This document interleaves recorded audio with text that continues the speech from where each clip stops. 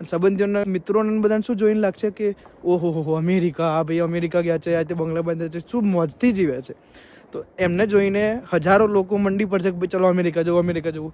કંઈ પણ હાલતમાં આમ ઇલીગલી બી અહીંથી ક્યાંકથી ઘૂસવું પડે ને આવવું પડે, ચલો પોતાનો જીવ જોખમમાં મૂકીને એવી વસ્તુ માટે કે જેનાથી કંઈ મળવાનું જ નથી. હા, મોંઘી વસ્તુ હાથમાં આવી જશે કે ભાઈ આઈફોન હાથમાં આવી ગયો, યા પછી કંઈક મોટી ગાડી, યા પછી બંગલો, તમે કહો છો આ બધી વસ્તુ હાથમાં આવી ગઈ તો એમ લાગશે કે ભાઈ ચલો કંઈક કરી રહ્યા છે. પણ આ વસ્તુઓનો સુખ ચેન એ ટકવાનું નથી. એ થોડા ટાઈમમાં બધાને, એક નાનો છોકરોનું ઉદાહરણ નહીં જોતા તમે, કે એક રમકડું પકડે છે, એ રમકડું જીદ કરે છે કે ભાઈ રોઈને કે ભાઈ આનાથી કંઈ મોટું છે જ નહીં, આ જ લેવું છે, મારે લેવું છે, લઈ લે. ભાઈ થોડા દિવસમાં એમાંથી સુખ બધું ઉતરી ગયું રમકડામાં.